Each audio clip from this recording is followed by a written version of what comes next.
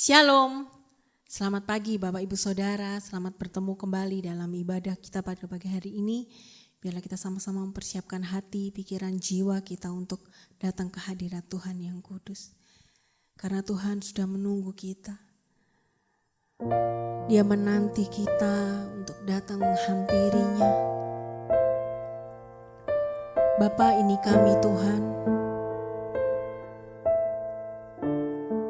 Kami datang dalam hadirat-Mu penuh dengan kerinduan. Biarlah Tuhan urapan-Mu melawat kami Tuhan. Dalam nama Yesus. Haleluya. Tuhan Engkau memilihku sebelum ku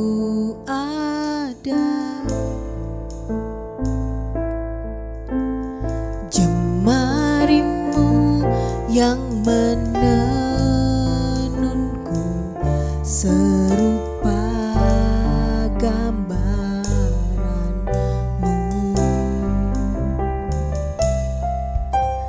Sebelum ku mengenalmu, ku buang hidupku.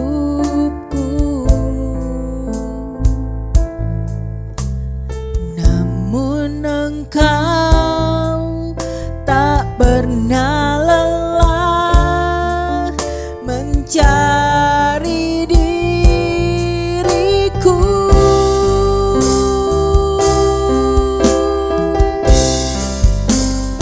Tak kusangka sejak dulu Kau menunggu hidupku di altar-Mu. Ku sadari selama ini Kau menanti. Ku akui semua dosaku, ku lepas kehendakku. Biar seluruh nafasku memuliakan-Mu, Yesus Tuhan, Kau Rajaku.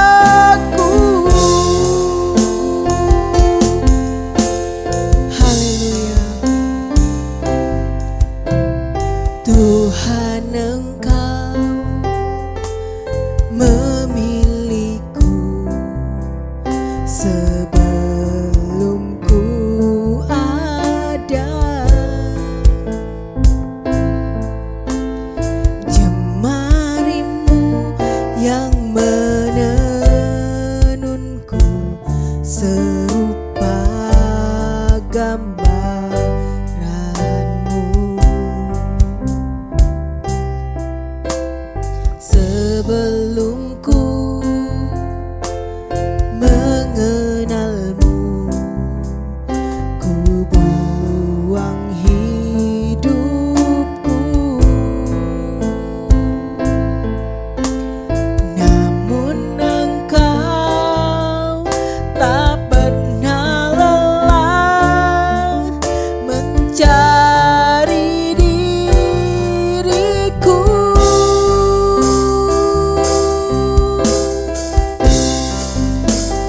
Tak kusangka sejak dulu Kau menunggu hidupku di altar-Mu. Ku sadari selama ini Kau menanti. Ku akui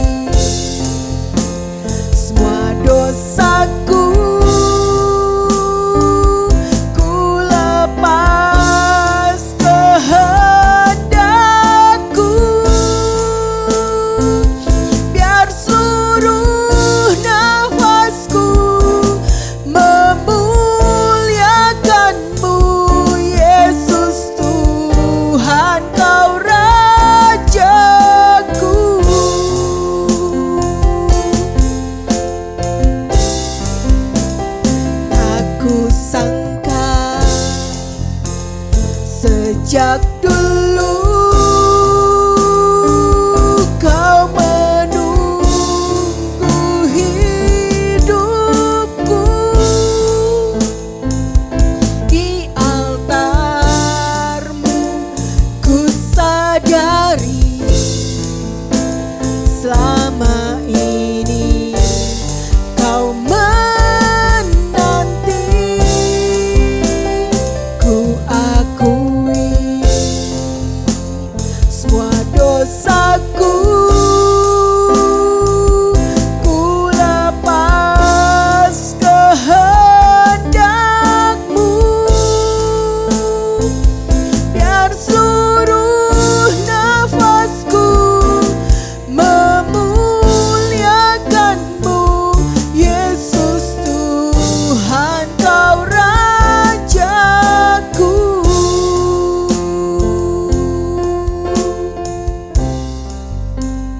Tak kusangka sejak dulu Kau menunggu hidupku di altar-Mu. Ku sadari selama ini Kau menanti. Ku akui semua dosaku, ku lepas kehendak-Ku.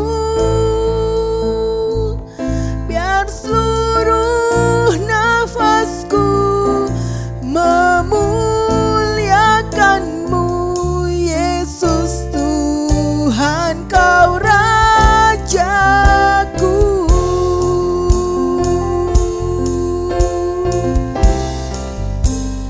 Tak kusangka sejak dulu Kau menunggu hidupku di altar-Mu.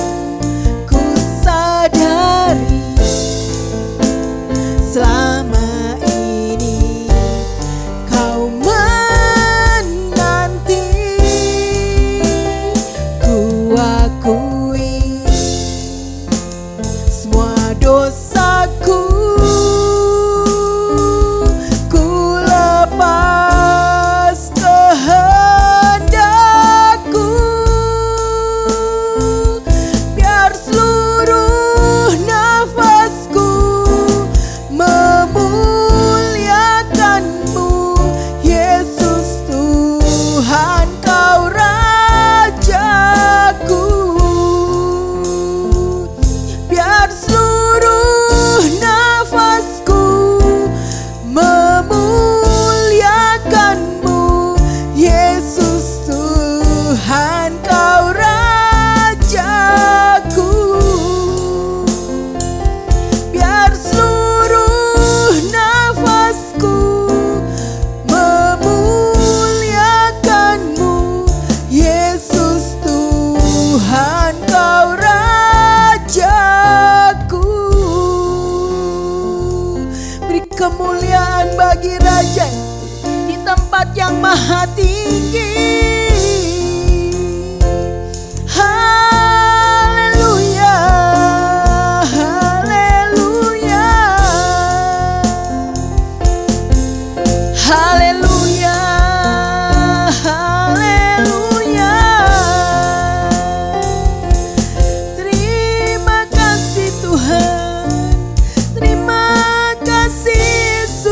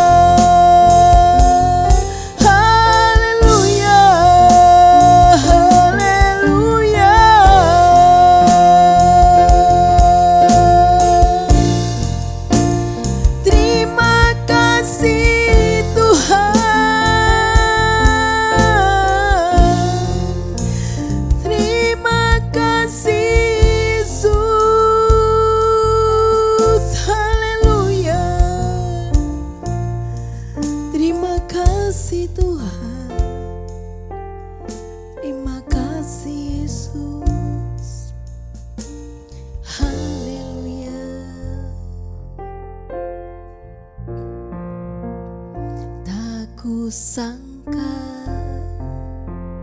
sejak dulu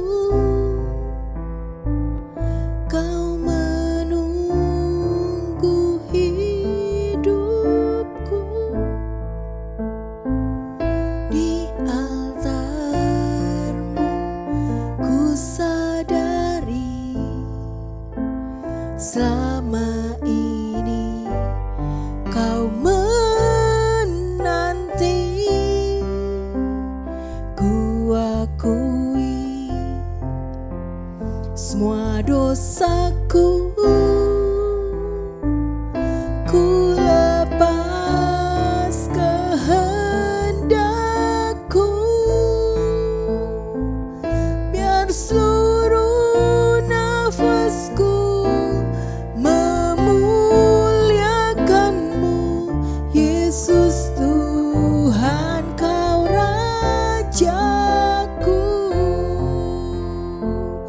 biar seluruh nafasku memuliakanmu. Yesus Tuhan, kau Rajaku, biar seluruh nafasku memuliakanmu. Yesus Tuhan, kau Rajaku.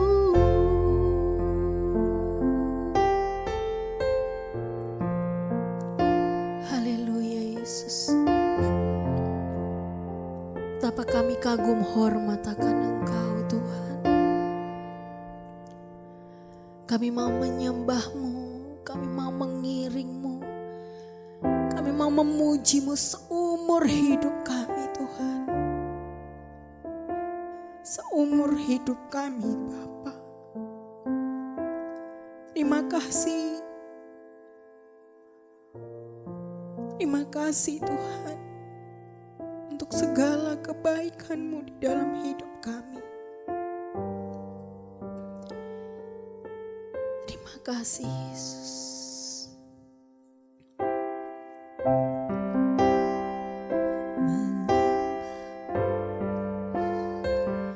Menyembah-Mu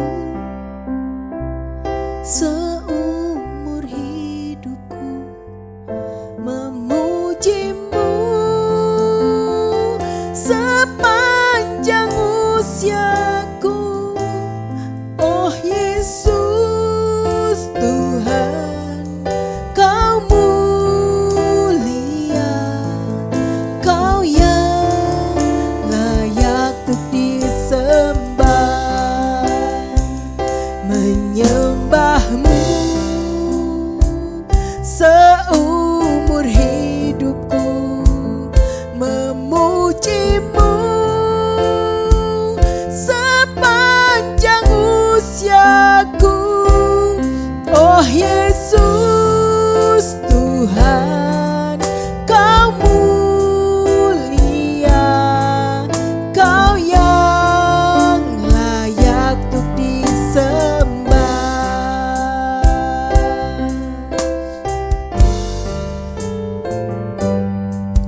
Oh Yesus, kau selalu sertaku. Oh Yesus, takkan tinggalkanku. Janji-Mu jaminan hidupku, ku aman dalam anugerah-Mu. Oh Yesus, kau kemenanganku. Oh Yesus, ada di pihakku. Janji-Mu jaminan hidupku, ku aman dalam anugerah-Mu. Menyembah-Mu seumur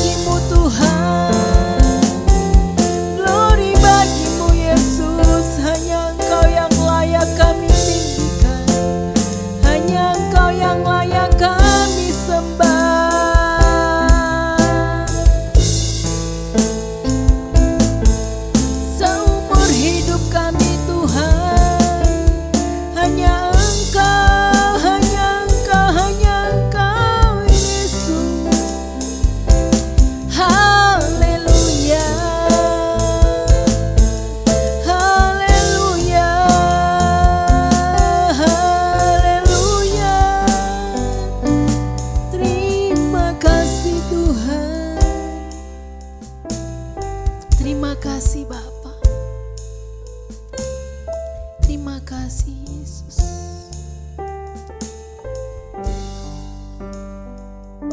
Memujimu sepanjang hidupku, menyembahmu sepanjang usiaku. Oh Yesus Tuhan, Kau mulia, Kau yang layak untuk disembah. Sungguh kami bersyukur Tuhan, kalau kami memiliki Allah yang seperti Engkau. Hanya Engkau yang layak kami puji, kami muliakan, kami tinggikan, kami sembah di sepanjang umur hidup kami Bapa. Terima kasih untuk penyertaan-Mu di dalam kehidupan kami, hari lepas hari Bapa. Kalau kami boleh Tuhan ada pada pagi hari ini, kami boleh Tuhan melayani Engkau, kami boleh Tuhan beribadah. Suatu anugerah yang luar biasa yang Engkau beri bagi kami Bapa.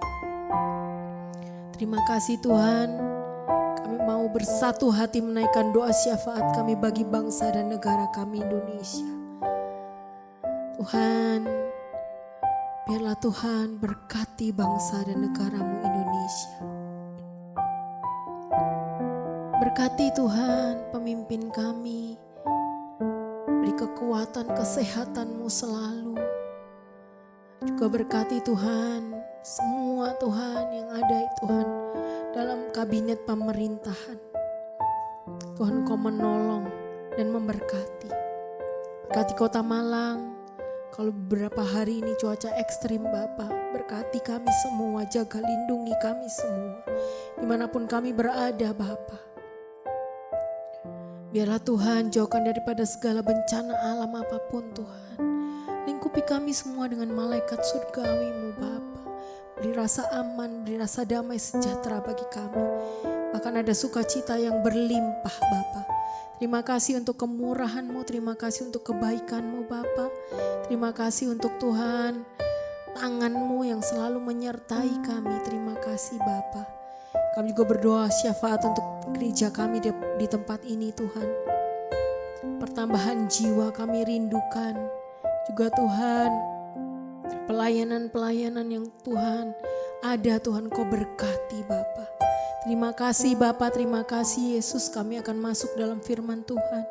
Berbicaralah Tuhan, persiapkan kami pribadi lepas pribadi agar kami boleh Tuhan dengarkan firman-Mu, menjadikan rema Tuhan dalam Tuhan hati kami sehingga firman-Mu itu Tuhan boleh menjadi Tuhan satu terang yang ajaib dalam langkah kami Bapa. Bukan hanya menjadi pendengar, tapi kami boleh menjadi pelakunya. Terima kasih Bapa, di dalam nama Tuhan Yesus urapi hamba-Mu, di dalam nama Yesus, haleluya, amin. Shalom, kita jumpa lagi dalam pembicaraan mengenai hidup di dalam dunia, tetapi bukan berasal dari dunia. Itulah keberadaan kita sebagai gereja Tuhan. Saudara, dalam sebuah tulisan kepada jemaat orang Ibrani, dituliskan demikian firman Tuhan. Ibrani 5 ayat 12-14. Sebab sekalipun kamu ditinjau dari sudut waktu, sudah seharusnya menjadi pengajar. Kamu masih perlu lagi diajarkan asas-asas pokok dari pernyataan Allah, dan kamu masih memerlukan susu, bukan makanan keras. Sebab barang siapa yang masih memerlukan susu, ia tidak memahami ajaran tentang kebenaran, sebab ia adalah anak kecil. Tetapi makanan keras adalah untuk orang-orang dewasa yang karena mempunyai panca indera yang terlatih untuk membedakan yang baik daripada yang jahat. Maka pembicaraan kita kali ini adalah tentang melatih panca indera rohani. Teguran ini dari penulis terhadap orang-orang Ibrani berbicara begini. Secara kronologis, secara waktu, mereka dikatakan sudah pantas menjadi pengajar karena sudah cukup lama. Seperti ketika bulan lalu kita merayakan ulang tahun gereja kita, usia 26 tahun itu sudah harusnya cukup dewasa. Jadi mestinya sudah menjadi dewasa rohani. Bisa makan makanan keras. Tetapi dalam kenyataannya, penulis surat Ibrani mengatakan bahwa kamu masih seperti bayi-bayi yang hanya dapat minum susu. Bayi-bayi dalam hal ini adalah penilaian bahwa jemaat Ibrani, jemaat orang-orang Ibrani pada waktu itu baru menjadi penikmat yang butuh dilayani.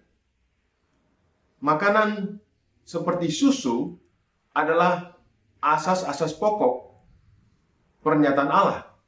Tetapi makanan keras adalah ajaran kebenaran. Apa pentingnya bisa makan makanan keras? Tentu, yang pertama, supaya menjadi kuat, mempunyai kekuatan. Yang kedua, makanan keras itu memiliki nutrisi yang seimbang.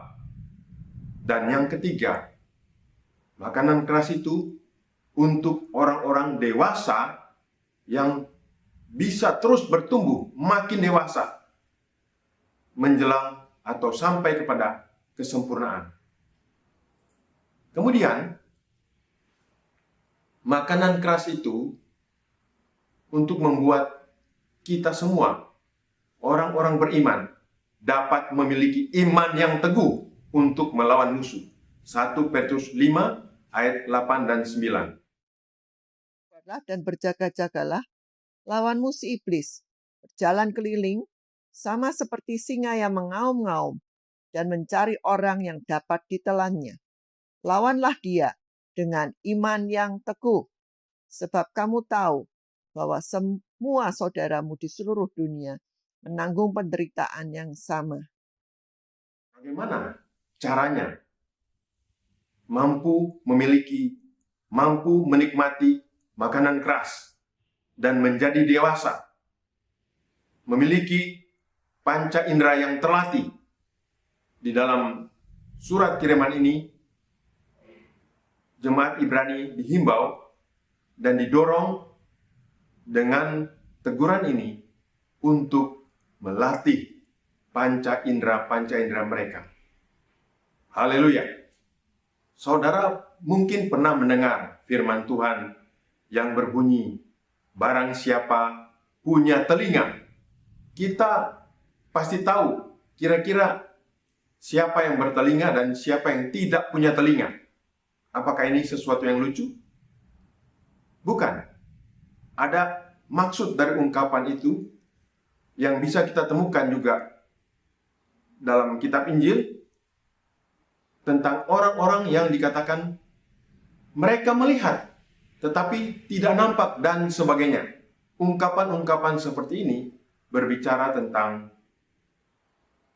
panca indera, tentang mata dan telinga yang bukan biasa.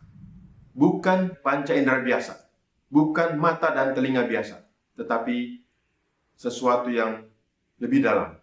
Panca indera rohani atau mata hati, telinga hati, mata rohani. Di dalam Alkitab juga kita melihat Tuhan Yesus pernah menegur keras orang-orang Farisi dan ahli Taurat karena Tuhan Yesus melakukan hal-hal yang luar biasa. Orang sakit disembuhkan, orang lumpuh berjalan, orang mati dibangkitkan, dan Injil diberitakan kepada orang-orang miskin. Tetapi ahli-ahli Taurat dan orang-orang Farisi tidak dapat melihat itu sebagai karya Allah yang begitu besar di antara mereka. Mata rohani mereka, telinga rohani mereka tidak dapat menangkap apa yang sedang dikerjakan oleh Tuhan di tengah-tengah mereka. Mengapa? Sebab mata rohani mereka, telinga rohani mereka terhalang. Terhalang oleh apa? Terhalang oleh kebencian mereka, terhalang oleh keangkuhan mereka dalam beragama.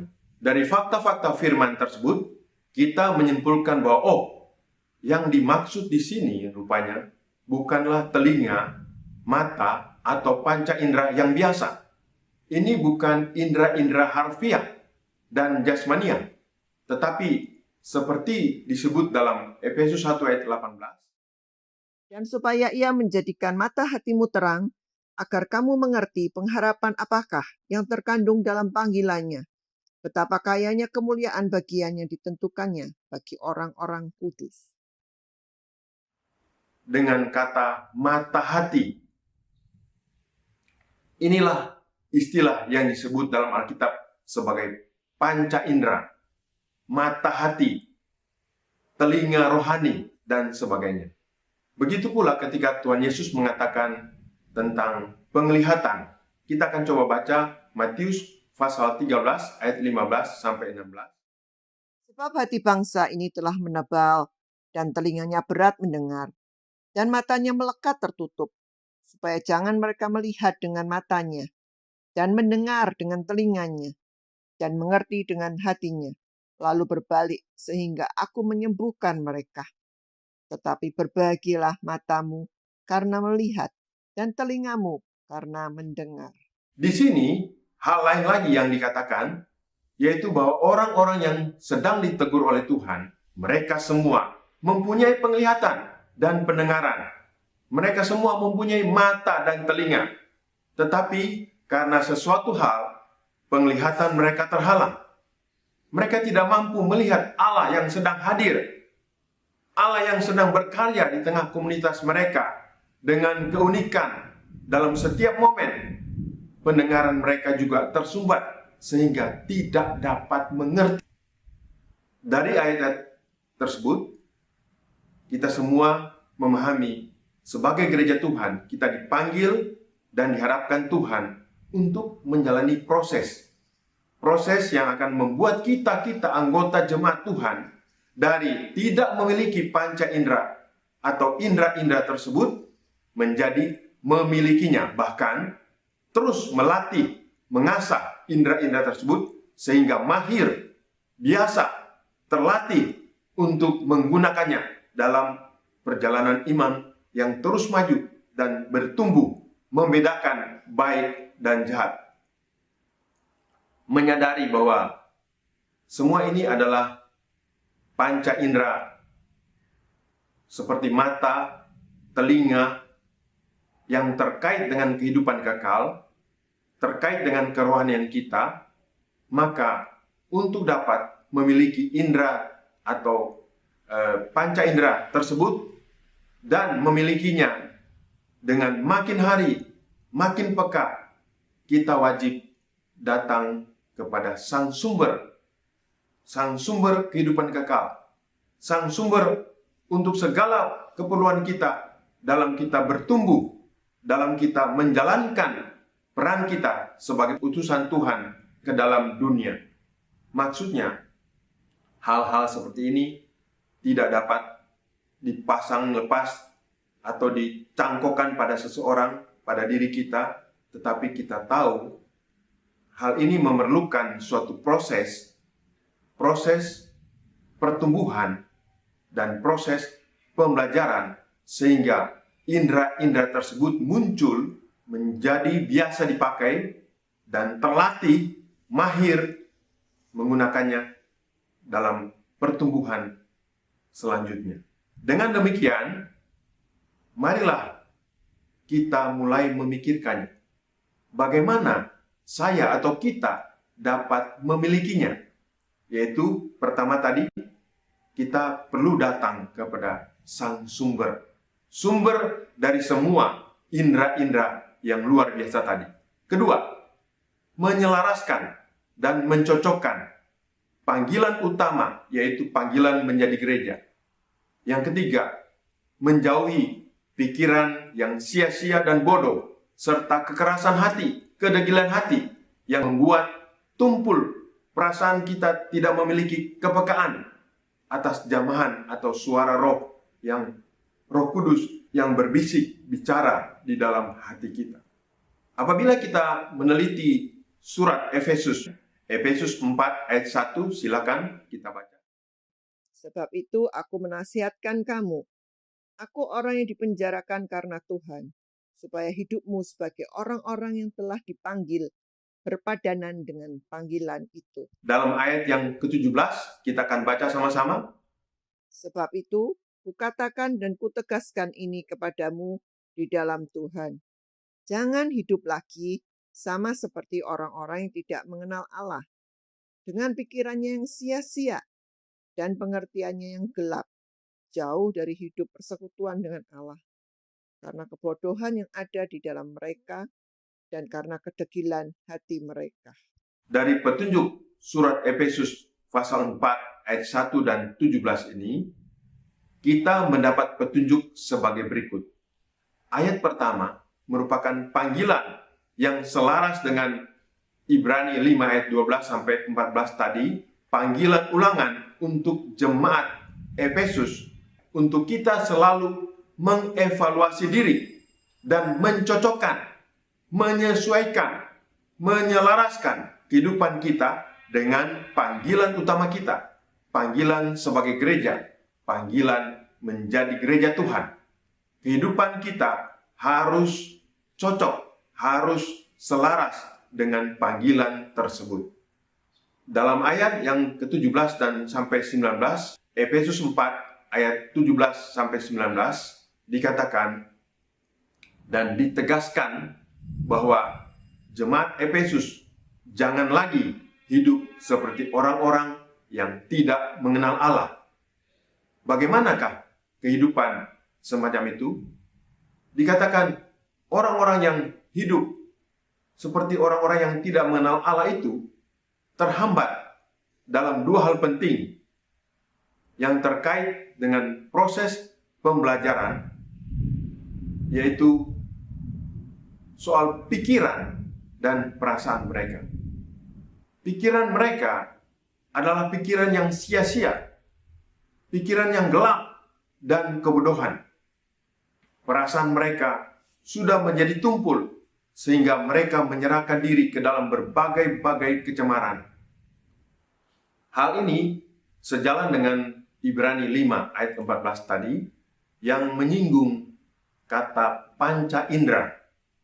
Panca indera ini ternyata di dalam terjemahan lama diterjemahkan sebagai akal yang terlatih dan biasa untuk memikirkan dan membedakan yang baik dari yang jahat.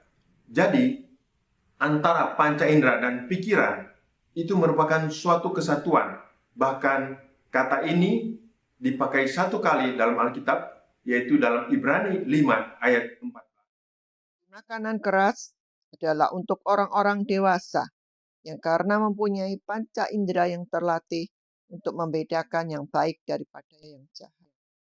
Yang penjelasannya adalah kata ini berarti sebuah kemampuan akal kita untuk menangkap, merasakan seperti panca indera.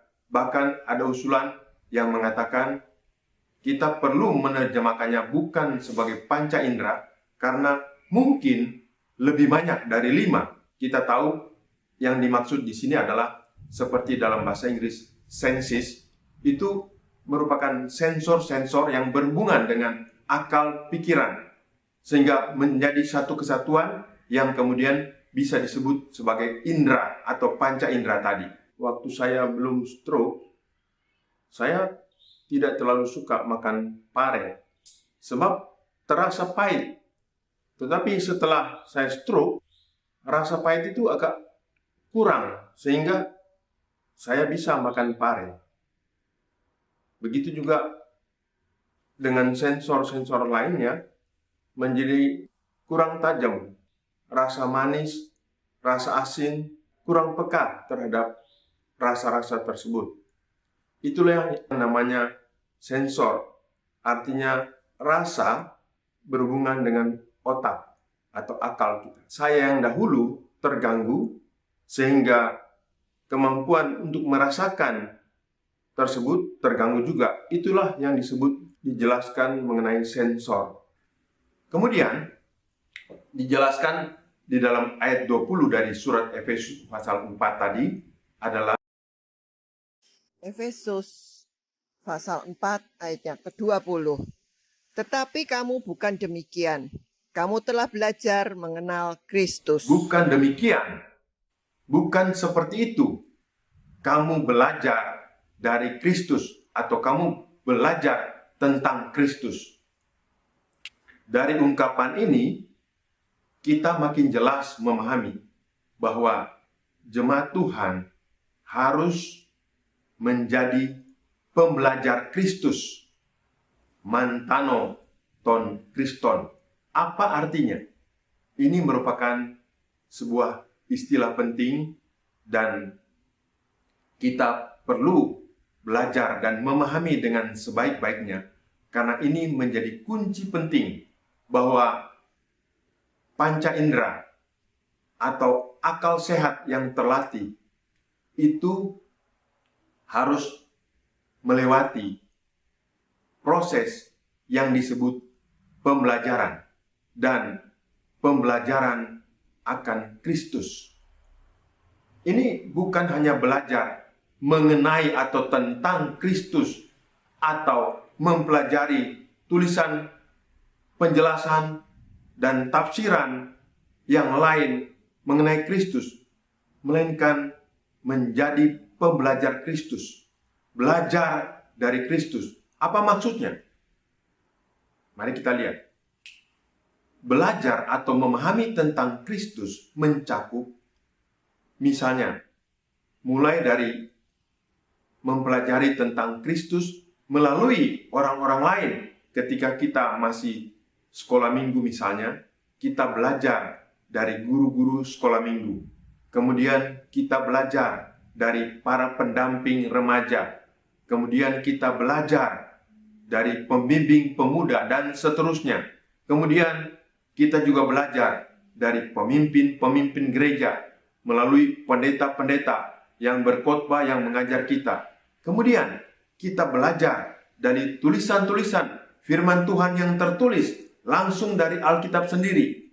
Semua itu tercakup di sini, dan yang lebih penting adalah kita harus sampai pada menjadi pembelajar Kristus. Mantano ton Kriston, yaitu belajar tentang Kristus dari Kristus sendiri. Belajar langsung dari Kristus. Ini merupakan hal yang luar biasa. Jadi kita harus belajar dalam proses semua sumber yang tadi sampai kita belajar dari Kristus sendiri. Belajar dari Dia, mengalami Dia, memahami Dia, mengetahui segala sesuatu dari Dia sendiri. Dan Kristus mau mengajar. Yang terpenting dari pembelajaran ini atau proses pembelajaran ini yang kita sudah ketahui sebelumnya, bahwa proses ini hanya akan bergulir atau berputar jika kita memperhatikan 3 aspek atau 3 dimensinya, yaitu yang pertama, kerinduan yang setara dengan doa. Istilah bahasa Yunaninya proseuche, sebuah kerinduan, kehausan yang terus-menerus muncul. Ini sejalan dengan apa yang dikatakan oleh firman Tuhan di dalam Matius 5. Berbahagialah orang yang lapar dan haus akan kebenaran. Dimensi atau aspek ini perlu ada di dalam setiap kita. dalam kita menjadi pembelajar Kristus perlu kerinduan, kehausan, bahkan doa yang terus-menerus kepada Tuhan. Tuhan, ajarilah aku. Tuhan, ajarilah kami. Jadi perlu ada kerinduan yang dapat disebut doa yang menyebabkan selalu ada sebuah lorong berupa pipa besar, saluran langsung yang langsung menghubungkan kita dengan hatinya Tuhan. Sebuah akses yang langsung ke hatinya Tuhan. Bermohon, merindu, meminta, bahkan berdoa untuk mendapatkan pencerahan, untuk mendapatkan pengertian, untuk mendapatkan pemahaman yang baru lagi, yang terus-menerus bertambah, hari demi hari, waktu demi waktu. Kita harus memelihara hal ini, sehingga ada kerinduan, ada lapar dan haus akan kebenaran firman Tuhan. Kemudian, kita tahu dimensi atau aspek yang kedua, yaitu metanoia. Hati dan pikiran atau diri yang terbuka terhadap masukan dan teguran Tuhan, serta kesediaan untuk berubah dari pemikiran-pemikiran yang salah, yaitu salah tempat, salah isinya, pemikiran yang salah dugaannya, salah timingnya, salah tujuannya. Konsep-konsep yang salah, asumsi-asumsi yang kosong, bahkan keyakinan yang tidak tepat. Semua itu perlu kesediaan dari kita untuk dirubah oleh Tuhan. Metanoia itu adalah perubahan budi, seperti dikatakan dalam Roma 12 ayat 1 dan 2. Roma 12 ayat 1 dan 2. Karena itu, saudara-saudara, demi kemurahan Allah, aku menasihatkan kamu, supaya kamu mempersembahkan tubuhmu sebagai persembahan yang hidup, yang kudus, dan yang berkenan kepada Allah. Itu adalah ibadahmu yang sejati. Janganlah kamu menjadi serupa dengan dunia ini, tetapi berubahlah oleh pembaharuan budimu, sehingga kamu dapat membedakan manakah kehendak Allah, apa yang baik, yang berkenan kepada Allah, dan yang sempurna. Kemudian metanoia atau bertobat itu juga merupakan perubahan orientasi nilai, seperti dikatakan dalam Filipi 3 ayat 7 dan 8. Metanoia juga merupakan perubahan orientasi berpikir, seperti dikatakan dalam 2 Korintus 10 ayat yang ke-5b. Kita menaklukkan semua pikiran-pikiran kepada Kristus.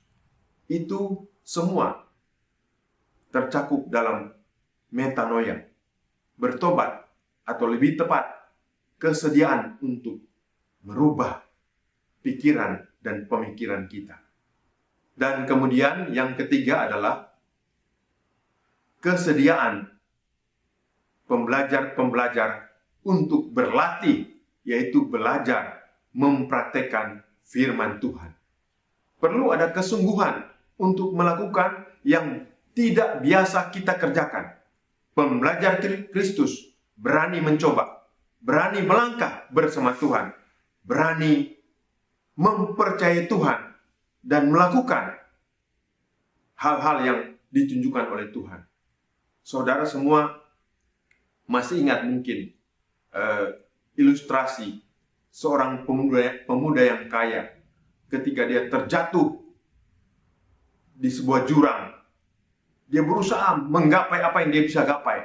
Akhirnya dia mendapatkan sepenggal akar pohon yang menjadi tempat dia bergelantung, dan dia terayun-ayun di situ. Kemudian dia berteriak, "Tuhan, tolong saya." Karena dia mulai merasa akar pohon itu mulai bergerak. Sebentar lagi jatuh. Dia tidak punya pilihan. Dia berteriak, dia berseru, "Tuhan tolong." Masih tidak ada jawaban. Kemudian dia berteriak lebih sungguh-sungguh, "Tuhan, tolong saya." Dan di pikirannya terlintas bagaimana perusahaan yang dia miliki. Begitu banyak orang-orang yang akan kehilangan pekerjaan. Dan sebagainya, dan sebagainya. Dia sungguh-sungguh membutuhkan pertolongan dari Tuhan. Lalu dia dengar ada suara dari atas berkata, "Apa engkau sungguh-sungguh mau meminta pertolongan daripadaku?" Dia langsung menjawab, "Ya Tuhan, tolong saya." Tuhan bilang, "Sungguh?" Dia berkata, "Sungguh Tuhan, cepat Tuhan." Lalu suara itu berkata dengan lembut, "Lepaskan peganganmu." Dia mendengar. Dia tidak bisa mengerti bagaimana. Apakah ini akan kulepaskan? Kalau kulepaskan, aku akan jatuh hancur ke bawah. Tetapi sekali lagi, suara lembut itu berkata, "Kalau engkau percaya sungguh-sungguh, lepaskan peganganmu." Nah, saudara, begitu pemuda ini lepaskan pegangannya pada akar tersebut, dia segera dirangkul dengan tangan yang kuat dan dia tertolong. Seringkali kita kandas, punya kerinduan, mau berubah, tetapi tidak cukup berani, tidak cukup mempercayai Tuhan untuk melepas pegangan-pegangan kita dan berharap hanya kepada Dia. Nah, bagian ketiga ini adalah sesudah kerinduan, metanoia, bagian ketiga ini disebut latihan mempraktekkan firman Tuhan. Dan itu berarti mempercayai Tuhan lebih dari semua. Nah, kalau ketiga aspek atau dimensi ini kita lakukan dengan sungguh-sungguh, bahkan terus berulang-ulang, bukan sekedar pengulangan biasa, kita ulangi lagi dengan percaya, dengan sungguh-sungguh berharap pada Tuhan. Ketika Tuhan memberikan pemikiran baru, Tuhan mengajak kita untuk bertobat lagi, lalu kita berlatih, ini akan menjadi sesuatu yang berulang, tapi bukan pengulangan biasa, tetapi bagaikan spiral yang berputar, makin lama, makin tinggi. Saudara bisa bayangkan, seperti tangga sulur yang berputar, dikatakan di dalam Yohanes pasal 1 ayat 51. 1 ayat 51, lalu kata Yesus kepadanya, "Aku berkata kepadamu, sesungguhnya engkau akan melihat langit terbuka dan malaikat-malaikat Allah turun naik kepada Anak Manusia." Tangga yang ujungnya sampai ke langit, sampai kepada Tuhan. Ini adalah spiral kemuliaan yang terus akan kita capai kalau kita mau mengikuti proses pembelajaran yang dikatakan oleh firman Tuhan ini. Haleluya. Ku mau ikut berperang sambil bersorak. Ku akan tinggikan panji bagi Tuhanku.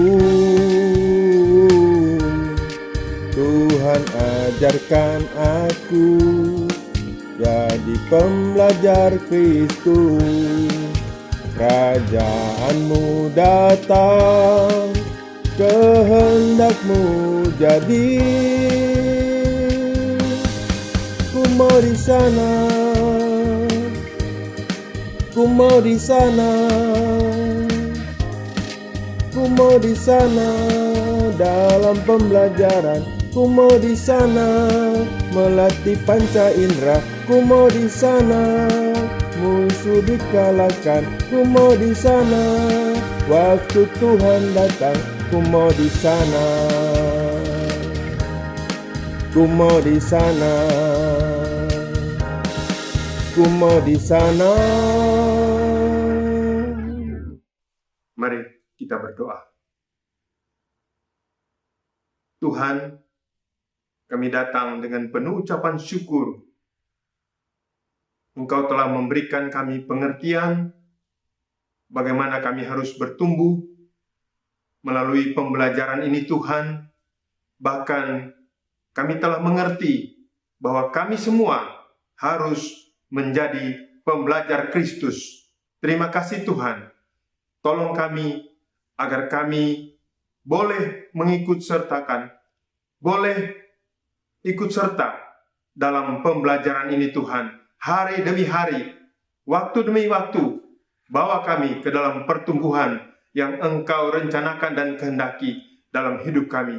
Tuhan, ini kami rindu belajar, kami rindu masuk di dalam rencana-Mu. Kami rindu melatih panca indera rohani kami, Tuhan, sehingga satu kali kelak kami boleh menjadi dewasa, bahkan makin dewasa menuju kepada kesempurnaan Tuhan. Terima kasih banyak Tuhan. Firman-Mu pada hari ini Bapa. Berkati jemaat-Mu yang sedang mendengarkan firman-Mu dan berbicaralah melalui firman-Mu ini Tuhan. Tanamkan di dalam hati kami, berkati dan urapi ya Bapa. Terima kasih Roh Kudus, terima kasih. Tuhan, Engkau memberkati anak-anak-Mu, Kau jamah yang sakit, Kau sembuhkan Tuhan. Yang lemah Kau kuatkan, beri kemenangan Tuhan. Oleh-Mu Tuhan Yesus, kuasa-Mu dinyatakan. Terima kasih banyak Bapak, terima kasih. Saudaraku yang kekasih dalam nama Tuhan Yesus Kristus, terimalah berkat kasih karunia dari Tuhan Yesus Kristus, kasih dari Allah Bapa dan persekutuan dalam Roh Kudus menyertai saudara sekalian, mulai sekarang sampai selama-lamanya. Demi nama Tuhan Yesus. Amin. Kita akan menyanyikan nyanyian Menang Besar di Pihak Kita. Menang besar di pihakku, menang besar di pihakku. Tuhan peranggantiku, ku berdiam juga. Menang besar di pihakku, menang besar di pihakku, menang besar di pihakku. Tuhan peranggantiku, ku berdiam juga. Menang besar di pihakku, menang besar di pihakku. Amin, puji Tuhan saudara, Tuhan memberkati.